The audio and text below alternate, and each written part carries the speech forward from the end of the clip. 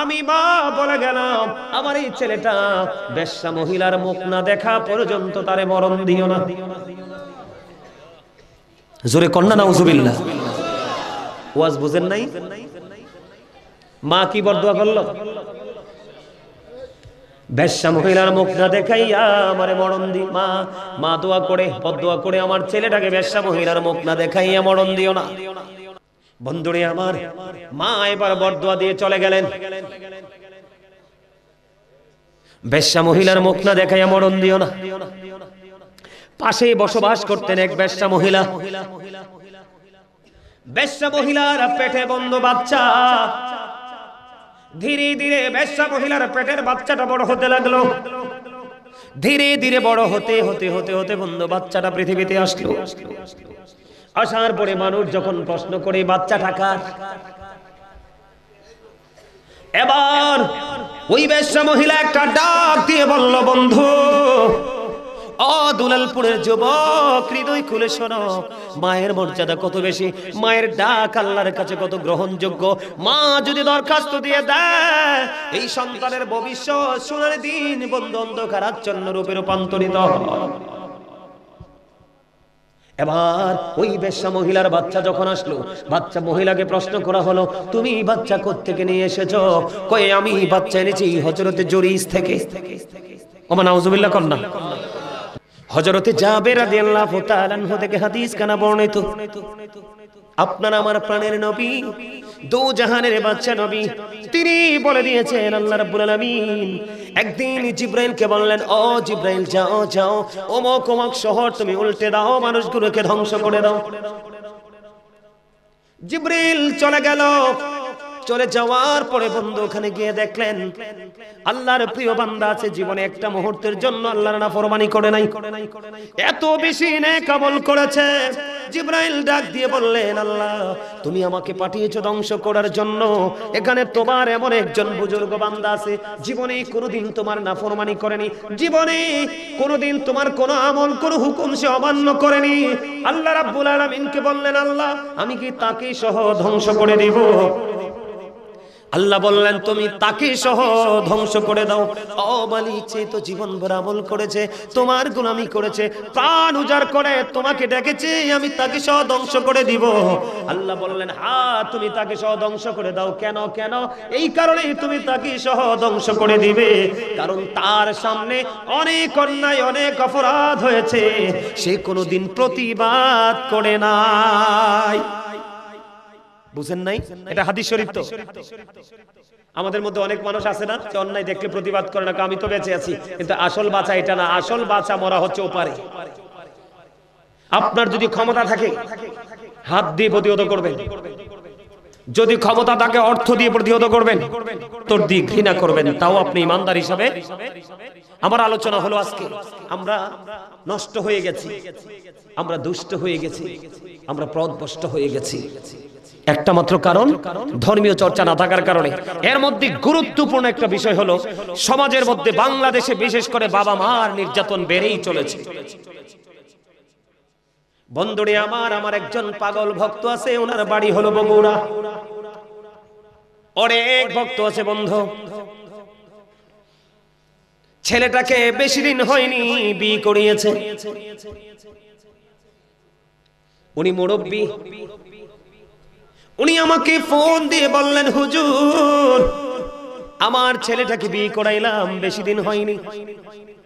ছেলেটাকে বিয়ে করানোর পরে এখন আমার বউ বলে, তুমি যখন চাকরি থেকে ছুটিতে যখন বাড়ি আসবে, তুমি আগে আমার কাছে হাজিরা দিবে, তারপরে তুমি তোমার বাবা মার কাছে যাবে। জোরে কন্যা নাউজুবিল্লাহ। আপনাদের দুলালপুরে এরকম আসেনি বন্ধু? এখন বর্তমানে বাবা মা আরেকভাবে নির্যাতিত হচ্ছে, আরেকভাবে নির্যাতিত হচ্ছে। ছেলে বিদেশের জমিনে বউয়ের নামে বন্ধু অ্যাকাউন্ট করে গেছে। আমাদের আশেপাশে আমি অনেক খবর বন্ধ শুনেছি, আমার মনে হয় আপনাদের দুলালপুরে এরকম মানুষ নাই। ছেলে বিদেশ থেকে টাকা পাঠায়, বাবাকে দেয় না, মাকে দেয় না, বউ বলে আমার ওই দিকে ঋণ আছে, ওই দিকে ঋণ আছে, আসলে আদতে কোনো ঋণ নেই। ও বন্ধু, এই টাকাগুলো বাংলা ভাষায়, আঞ্চলিক ভাষায়, গ্রাম্য ভাষায় এটাকে বলা হয় জোলা। কথা বলেন না কেন? টাকাগুলো ট্রান্সফার করে দিচ্ছে বাবার বাড়িতে। এদিক দিয়ে মা কষ্ট পায়, বাবা কষ্ট পায়। অনেক পুরুষ আছে শ্বশুর বাড়িতে বিল্ডিং পর্যন্ত তুলে দিয়েছে, বাবা মা বন্ধু শুটকি দিয়েও 3 বেলা খেতে পায় না, কাঁচা মরিচের ভর্তা দিয়ে পারে না, শাক সবজি বনলতা দিয়ে বন্ধু খাবার খেতে পারে না। এমন সন্তান আছে না নাই? আল্লাহ আমাকে অনেক কয়েকটা দেশ ভ্রমণ করার সুযোগ করে দিয়েছে। কয়েকটা দেশ আমি সফর করেছি বন্ধু। আমি দেখেছি একটা বাবা একটা মা তার জীবনের সর্বোচ্চ দিয়ে সন্তানকে ভালোবেসে মানুষের মতো মানুষ করে দেয়, আর এই সন্তানগুলো পিতামাতার কলিজার মধ্যে বিরতিহীন ভাবে বন্ধ তীর ঢুকায়। আছে কিনা বলেন? আমি আপনাদেরকে বলবো, আমার মন গড়া কথা বলার অভ্যাস নাই বন্ধু। হাদিস শরীফের মধ্যে এসেছে, এক ব্যক্তি আসলেন, ইয়া রাসূলুল্লাহ, ইয়া হাবিবাল্লাহ, নবী গো, ও প্রাণের নবী, আমার বাবা আমার সম্পত্তিটাকে নিজের মতো করে খরচ করতে চায়। ও দুলালপুরের যুবক, আমার ভাই, আমার বন্ধু, তোমরা সবাই মিলে শোনো। এক ব্যক্তি এসে বললেন, ইয়া রাসূলুল্লাহ, ইয়া হাবিবাল্লাহ, নবী গো, ও প্রাণের নবী, আমার বাবা আমার উপার্জিত অর্থ নিজের মতো করে খরচ করতে চাই। ইয়া রাসূলুল্লাহ, আমি এখন কি করব? আপনার আমার প্রাণের নবী একটা ডাক দিয়ে বললেন, শুধু তোমার উপার্জিত অর্থ নয়, তুমি নিজেও তোমার বাবার সম্পদ। এত আস্তে, আরে এত আস্তে ভাইরা, তোমরা আমার ওয়াজটা বুঝো নাই? মানে বাবার কাছে, রাসূলের কাছে জানতে চেয়েছে আমার উপার্জিত অর্থ বাবা কি করতে চায়। মানে মনে হয় যে এটা ওনার টাকা, উনি নিজের মতো করে খরচ করতে চায়। নবীজি বললেন, শুধু তোমার উপার্জিত অর্থ নয়, তুমি নিজেও তোমার বাবার সম্পদ। বাবা যেমনি চায় এমনি তোমাকে ইউজ করতে পারবে, কিন্তু তুমি জীবনে কোনোদিন না শব্দ ইউজ করতে পারবা না। তুমি তোমার বউয়ের কাছে টাকা পাঠাও, আমার কোনো আপত্তি নেই। তোমার প্রিয় সহধর্মিনী, তোমার জীবন সঙ্গিনী, তোমার সন্তানের ভবিষ্যৎ, কিন্তু বউ যদি বউয়ের মতো হয় বন্ধু, তার কাছে তুমি টাকা দাও। কারণ বউ বাবা মাকে দিবে না, বউর বোনকে দিবে না, বউর ছোট্ট একটা অসুস্থ ভাই আছে ছেলের তাকে দিবে না, বউ ছেলের বাবা মাকে দিবে না, ছেলের বোনকে দিবে না, ছেলের ছোট্ট ভাইটাকে দিবে না, পড়াশোনার খরচ দিবে না। একমাত্র বউ তার বোনের নিয়ে ব্যস্ত থাকবে, তার বাবার বাড়ি নিয়ে ব্যস্ত থাকবে। এমন বউ কখনো সভ্য হতে পারে না। এই যুবক, তোমরা খেয়াল করো, তুমি মোবাইলে তোমার বউকে তুমি 50 টাকা রিচার্জ করে দিয়েছো, কত টাকা? তুমি ডাইরেক্টলি না ইনডাইরেক্টলি তুমি তাকে যাচাই করবা। 50 টাকা আমি তোমার মোবাইলে রিচার্জ করে দিলাম, এই 50 টাকা দিয়ে 25 টাকা যদি তুমি দেখো তোমার ভাই বোনের খবর নিয়েছে, বিশেষ করে বোনেরা শ্বশুর বাড়ি থাকে কিনা, ভাই ব্যস্ত থাকে খবর নিতে পারে না, ওই তোমার ভাবি তোমার ওই বোনের ছোট্ট বোনের খবর নিল কিনা খবর নেবা। যদি দেখো সে তোমার বোনের কোনো খবর নিল না, সে শুধু তার আপন বোনের খবর নিল, এই বউ কখনোই উত্তম চরিত্রবান হতে পারে না। আর এই বউয়ের হাতে কখনোই ছেলের টাকা দেওয়া উচিত না। কথা বলেন না কেন? আমি আপনাদেরকে বলে দিতে চাই, বউয়ের কাছে টাকা দিয়ে বাবা মাকে লাঞ্ছিত করা, বাবা মাকে অপমানিত করা, অন্যের কাছে হাত পাতার জন্য উৎসাহ জুগিয়ে দেওয়া, এর চেয়ে বড় হতভাগা সন্তান আর কেউ হতে পারে না। এটার মতো খারাপ আচরণ আর কিছু হতে পারে না। আপনারা সবাই দোয়া করেন না, রব্বির হামহুমা কামা রব্বায়ানি সগীরা। জানেননি এটার মিনিং কি, অর্থ কি জানেননি? আল্লাহর কাছে দোয়া করবেন, আল্লাহ আবার বাবা মাকে তুমি ওইভাবে রাখো যেমনি ভাবে আমার বাবা মা ছোট্টকালে আমাদেরকে কি করেছে, আদর দিয়েছে, ভালোবাসা দিয়েছে, মায়া দিয়েছে, রেসপেক্ট করেছে। বন্ধুরে আমার, আমি তোমাদেরকে বলে দিতে চাই, আচরণ কয়েক রকমের আছে। বাবা মার সাথে আচরণ তোমাকে করতে হবে কেমন ভাবে? আল্লাহর হাবিব সরকারে মদিনা রাহমাতাল লিল আলামিন তিনি বললেন, তিনবার নবীজি হাদিস শরীফের মধ্যে এসেছে এই শব্দটা তিনবার ইউজ করেছে, হতভাগা সে, হতভাগা সে, হতভাগা সে।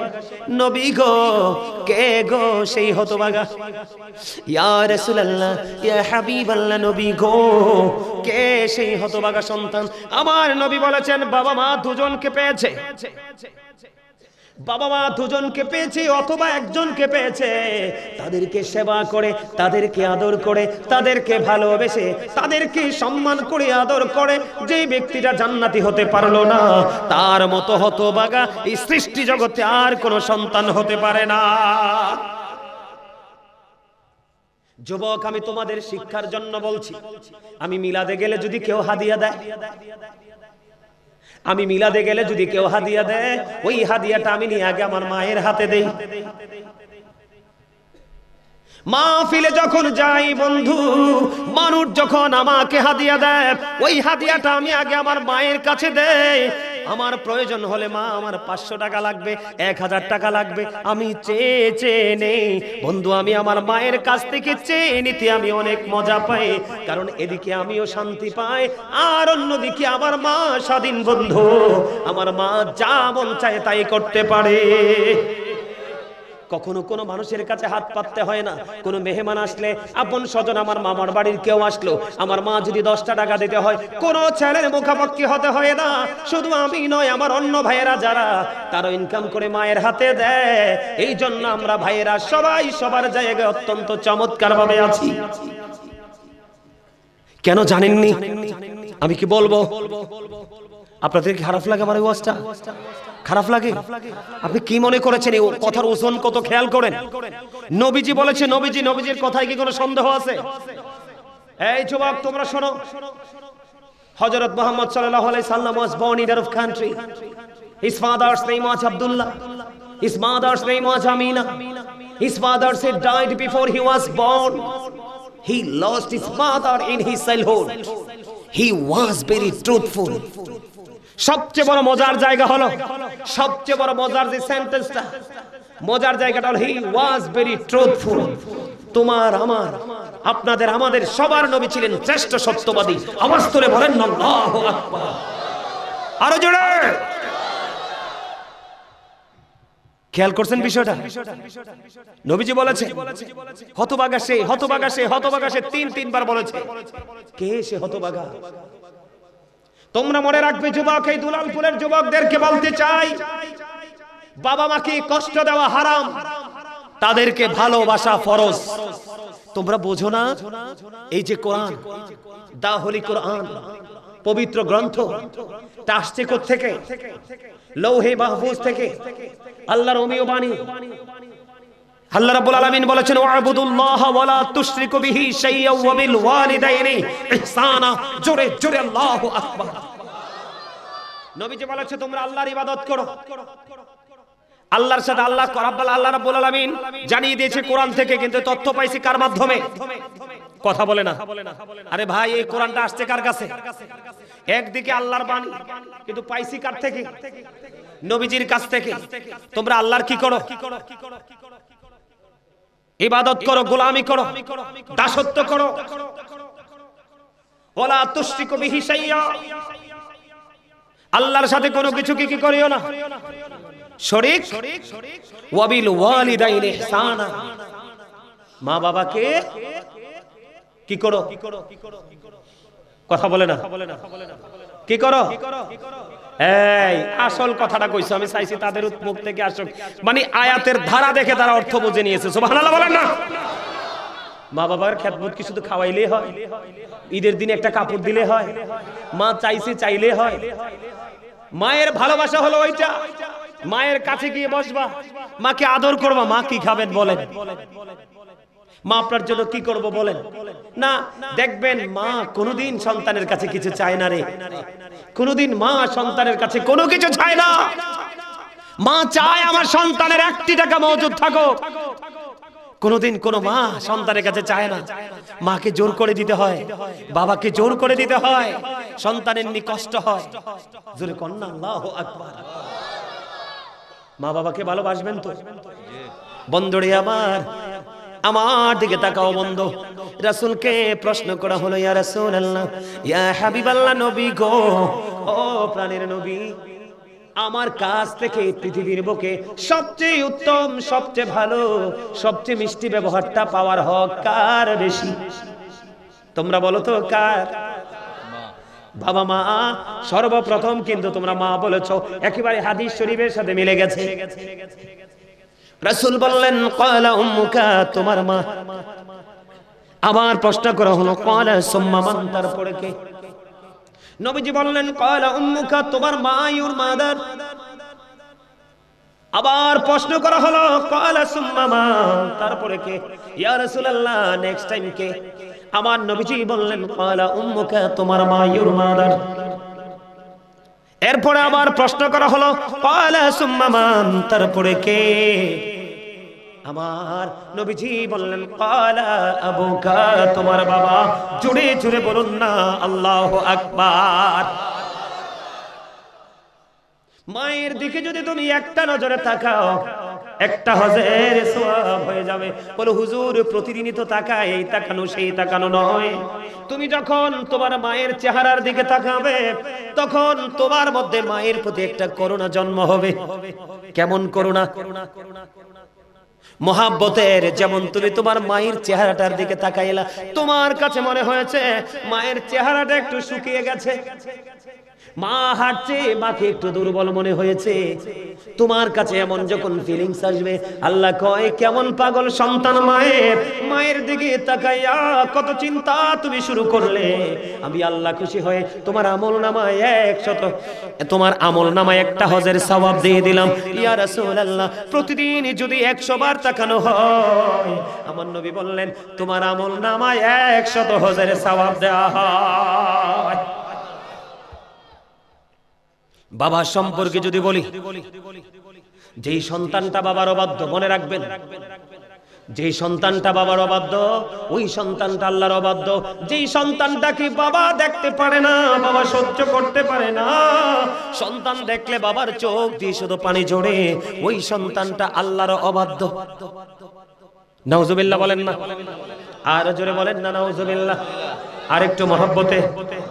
পৃথিবীর সব অপরাধের ক্ষমা চেয়ে মা বাবাকে তুমি যদি কলিজায় আঘাত দাও, এই আঘাতের ক্ষমা নাই, ক্ষমা নাই। তুমি দুনিয়াতেও কষ্ট ভোগ করবে, ওপারে যাওয়ার পরে ফাইনাল যন্ত্রণা তোমার শুরু হবে। মা বাবাকে কলিজায় আঘাত দিও না। আল্লাহ রাসূল বলে দিয়েছেন মা বাবাকে ভালোবাসো। জোরে জোরে কন্যা সুবহানাল্লাহ। কারণ মা বাবাকে ভালোবাসতে হবে বন্ধু। Paradise of the child under the feet of the mother, পায়ের পায়ের নিচে তোমাদের জান্নাত। কিন্তু এই জান্নাতের জায়গায় আসতে হলে বাবা মাকে একটা দায়িত্ব পালন করতে হবে। আমি এই জন্য বলি every parent should take care their children very carefully. প্রত্যেকটা পিতামাতার উচিত তাদের সন্তানের দায়িত্ব যত্ন সহকারে পালন করা। আমরা সন্তান হিসেবে যদি বলি we should Obi our parents, আমাদের প্রত্যেকের উচিত আমাদের পিতামাতাকে মান্য করা। জোরে জোরে কন্যা সুবহানাল্লাহ। আপনি যখন সন্তানকে সুশিক্ষাটা দিয়ে দিবেন প্রথম দিকে, বন্ধুরে আমার, সন্তানকে যদি আপনি মানুষের মতো মানুষ বানাতে চান, 3টা জায়গা দিতে হবে তাকে। কয়টা জায়গা? একটা হলো পারিবারিক শিক্ষা, আর একটা হলো সামাজিক শিক্ষা। এখন বর্তমানে সামাজিক শিক্ষাটা সবচেয়ে বড়। আপনি যদি দেখেন আপনার সমাজের ইয়াং ম্যানরা প্রতিকূলে চলে গেছে, আপনি আবার সন্তানকে কন্ট্রোল করতে হবে। 3 নাম্বার হলো বন্ধু ফ্রেন্ড সার্কেল। আপনার ছেলে কার সাথে বন্ধুত্ব করছে, কার সাথে সময় মাইনাস করতেছে, টাইম পাস করতেছে, আপনি ওই দিকে নজর দিতে হবে। তাহলে আপনার সন্তানটা মানুষের মতো মানুষ হয়ে যাবে। কিন্তু আপনি সন্তান বড় হয়েছে বলে ছেড়ে দিলেন, ওই সন্তান কখনো বন্ধু মানুষের মতো মানুষ হবে না। আল্লাহ রাসূলের পাগল, আবার বন্ধু আমার দিকে তাকান, আল্লাহর হাবিবের পাগল, মায়ের জন্য পাগল, বৃদ্ধ মা একজন আল্লাহর প্রিয় বান্দা, মায়ের পাগল সন্তান। মা বন্ধু অসুস্থ, হাঁটতে পারে না, কিন্তু মায়ের শখ হলো খানায় কাবা তাওয়াফ করবে। বন্ধুরে আমার, ওই মায়ের পাগল সন্তান 7 বছর পর্যন্ত, 7 বছর পর্যন্ত মাকে বন্ধু কাঁধে করে খানায় কাবা তাওয়াফ করালেন। খানায় কাবা তওয়াফ করানোর পরে সাদিকুত তাইয়ার নামক আবেদকে প্রশ্ন করলেন, আমি আমার মাকে 7 বছর পর্যন্ত ওই কাঁধে করে খানায় কাবা তওয়াফ করিয়েছি, আপনি বলেন আমার মায়ের দুধের ঋণ শোধ হয়েছে কিনা? এবার ওই সাদিকুত তাইয়ার একটা ডাক দিয়ে বলল, তোমার হায়াতে জিন্দেগি যদি 50,000 বছর হয়, তুমি যদি 50,000 বছর যদি তোমার মাকে কাঁধে করে চড়াও, তারপরেও একটা রাত্রি যে দুধ পান করেছো মা স্তন চেপে ধরে, একটা রাত্রে দুধের ঋণ শোধ হবে না। আর এই বাবা মাকে কষ্ট দিলে উপায় আসেনি? আরো জোরে বলেন, উপায় আসেনি? আপনারা জানেন ঈসা নবী বাবা ছাড়া পৃথিবীতে আসছে। ঈসা নবীর মা যখন ইন্তেকাল করলো, তিনি বন্ধু ঘরে ছিলেন না, এমনিতেই তাদের বসবাস ছিল পাহাড়ে। যখন ঘরে ফিরে দেখলেন মা দুনিয়া থেকে চলে গেছে, ঈসা নবীর কান্না, এমন ভাবে কান্না করেছে বন্ধু, মনে হয়েছে আকাশ বাতাস যেন বন্ধু ক্রন্দন করবে, এমন দুঃখ পেয়েছে। মা এমন একটা নিয়ামত, মা এমন একটা ধন, পৃথিবীর সবগুলো দরজা যদি তোমার বন্ধ হয়ে যায়, মায়ের আঁচল কখনোই তোমার জন্য ক্লোজ হবে না, এটা সব সময় তোমার জন্য খোলা থাকবে। মা বাবার মর্যাদা কেমন, বিন্দু পরিমাণ আঘাত দেওয়া যাবে না। শব্দ যদি বাবা মা সন্তানের আঘাতের কারণে যদি শব্দটা করে রে, এই সন্তানের দুনিয়া এবং আখিরাত দুটোই বন্ধ, ধ্বংস হয়ে যাবে। আমি আপনাদেরকে বলে বন্ধু, বুখারী এবং মুসলিম শরীফের মধ্যে আসছে, হাদিস খানা অনেক লম্বা, হাদিস শরীফটা অনেক লম্বা, তার একটা অংশ আমি আপনাদেরকে বলতে চাই।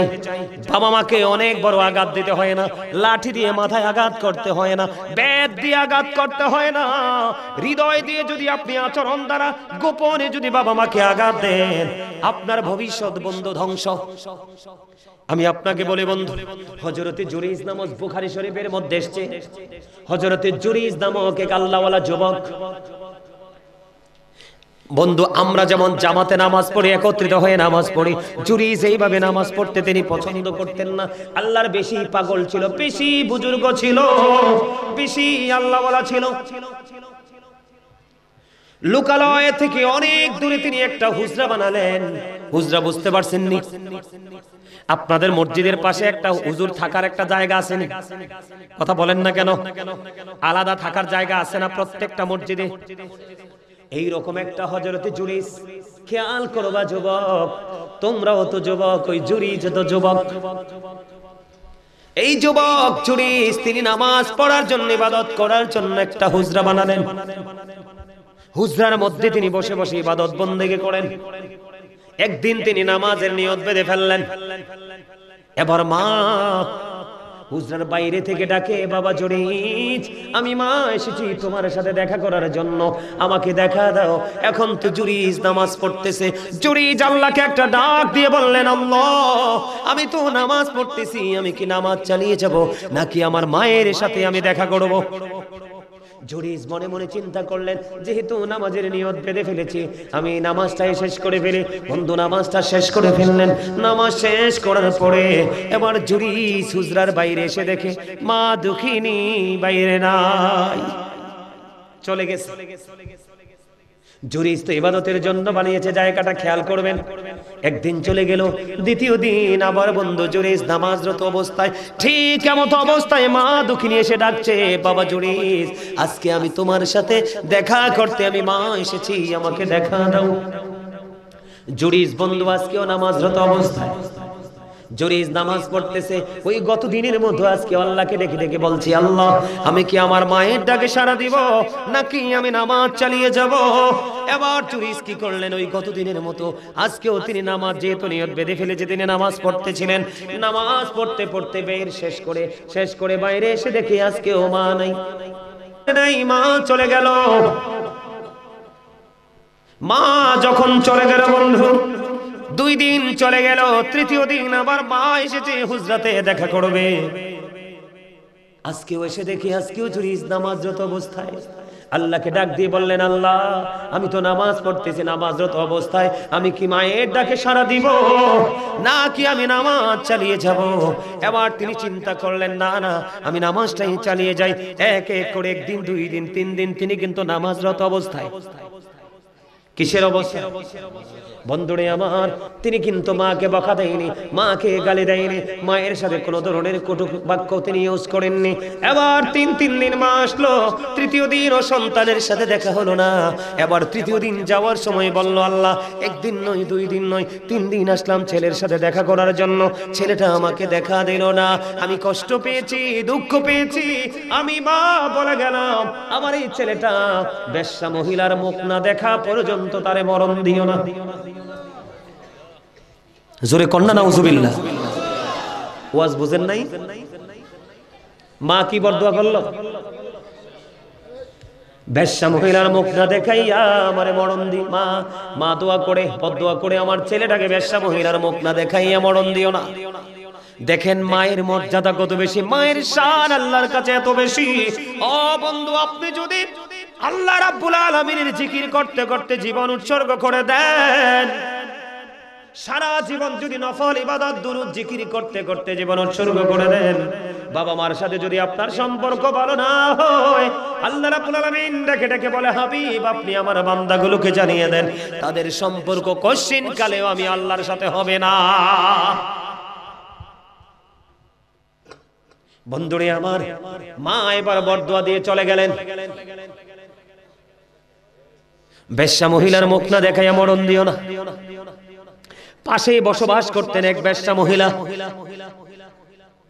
বেশ্যা মহিলার পেটে বন্ধু বাচ্চা।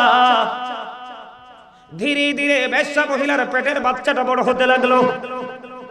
ধীরে ধীরে বড় হতে হতে হতে হতে বন্ধু বাচ্চাটা পৃথিবীতে আসলো। আসার পরে মানুষ যখন প্রশ্ন করে বাচ্চাটা কার,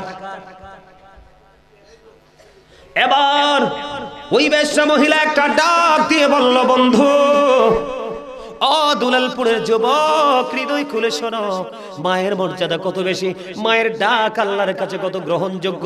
মা যদি দরখাস্ত দিয়ে দেয়, এই সন্তানের ভবিষ্যৎ সোনার দিন বন্ধু অন্ধকার আচ্ছন্ন রূপে রূপান্তরিত হয়।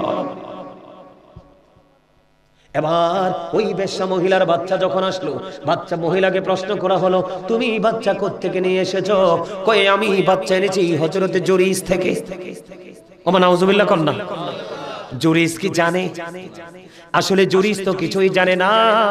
এই বেশ্যা মহিলা অনেক দিন ধরে বন্ধু বিচরণ করছে, কোনদিন জুরিসকে নিয়ে কলঙ্ক দেয়নি, মা অভিশাপ দিতে দেরি, তত্ত্বগত ভাবে বন্ধু জুরিসের কলঙ্ক লেগে গেল গায়ে, সাদা গায়ে।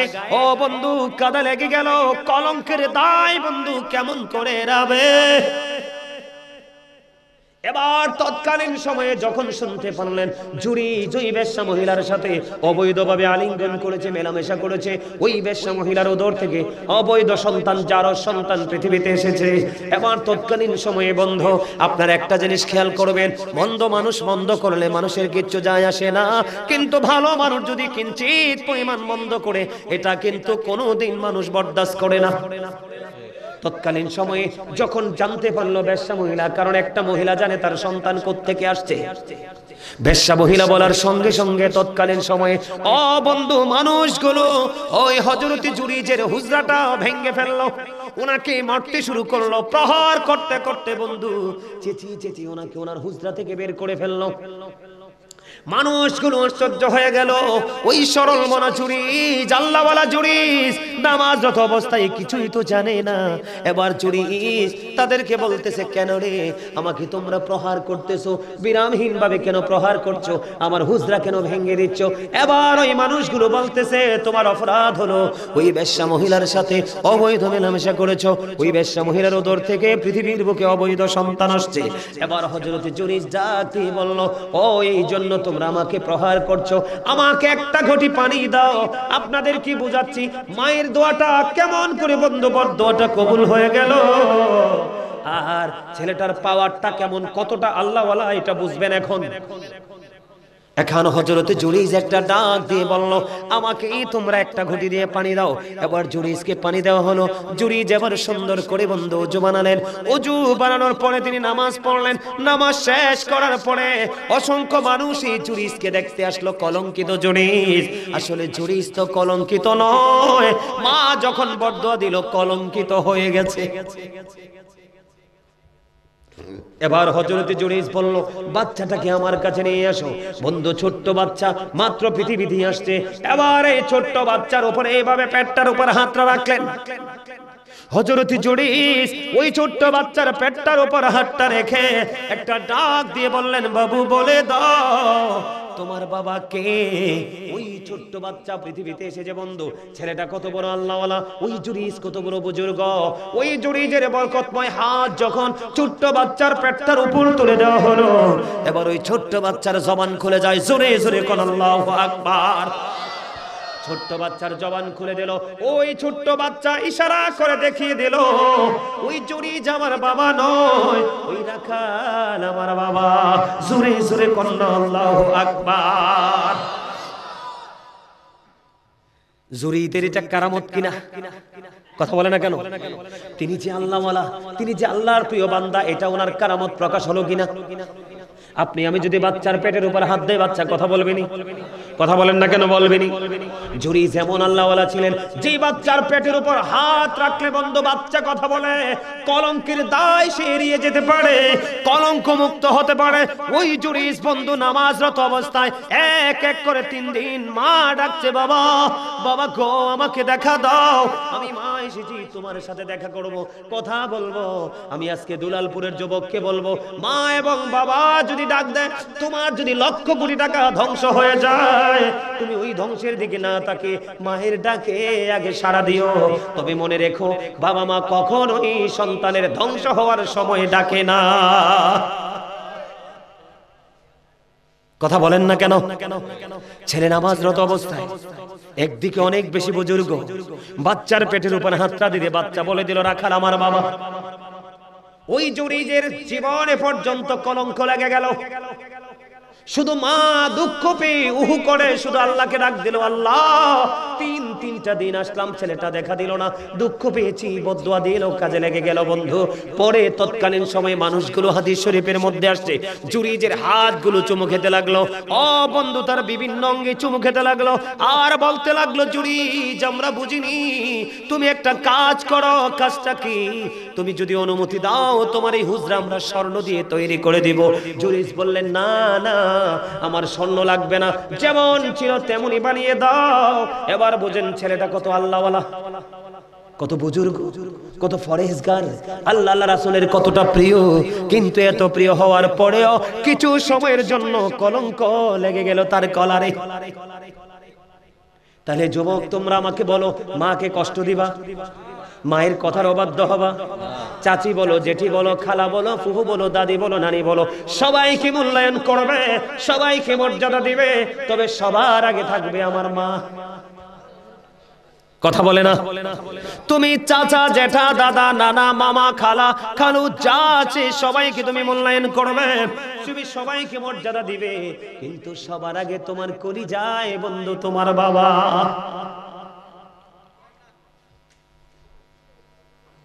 এটা আমরা করব কিনা? আমি তো নেগেটিভ সাইডটা তুলে ধরলাম, এবার তোমাদেরকে একটু পজিটিভ সাইড আমি শোনাবো, যে বাবা মাকে ভালোবাসলে, এটাও বন্ধু বুখারী শরীফের হাদিস। সিহাসিত্তার অন্যতম গ্রন্থ হলো বুখারী শরীফ।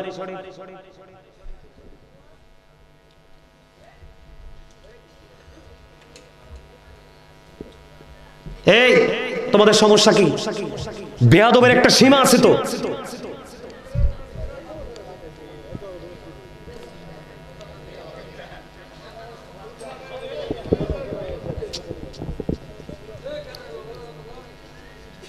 আমার দিকে তাকান। বেয়াদব চিরকাল বেয়াদবি থাকবে, বেয়াদবের জন্য জাহান্নাম বরাদ্দ। আল্লাহ যেই মানুষগুলোকে পছন্দ করেন এর মধ্যে একটা হলো বেয়াদব। বেয়াদব সম্পর্কে আমার সামনে কোরআন শরীফ, এই যে হাফেজ সাহেব আছে, এই যে হাফেজ সাহেব আছে, আমি কোরআন শরীফটা খুলবো, এখন দেখাবো তোমাদেরকে বেয়াদব কতটা ক্যারেক্টারলেস। কোরআন শরীফের 29 পারা সূরা কলামের মধ্যে বলেছে আল্লাহ রাব্বুল আলামিন ওয়ালিদ বিন মুগির আল্লাহর হাবিবের সাথে বেয়াদবি করেছে। আল্লাহ রাব্বুল আলামিন 10টা গালি দিয়েছে নিজে, এর মধ্যে 10 নাম্বার গালি হলো উতুল্লিং বাদা যালিকা জালিম। আল্লাহ বলেছেন with all that he is a bastard. আল্লাহ বলেছে জারজ, বেয়াদবদেরকে আল্লাহ জারজ বলেছে। আল্লাহর হাবিবের জবানের হাদিস আমি বলতেছি, তোমরা আমাকে নিয়ে তামাশা করো, আমাকে রংপুর থেকে আসছি মনে করছো। আমি কুমিল্লা ভিক্টোরিয়া কলেজের ইংলিশ বিভাগের ছেলে। কামার কোনোদিন স্বর্ণকারের ওজন বুঝে না। কামার এমন একটা নিম্ন শ্রেণীর কাজ, কামারের কাজ হলো খালি লোহা পিটানো। বাংলাদেশের সবচেয়ে বড় মূল ধাতু হলো সোনা। কামার কোনোদিন সোনার ওজন বোঝে না, এই জন্য সে সারা জীবন লোহাই পিটে। বেয়াদবির একটা সীমা আছে তো।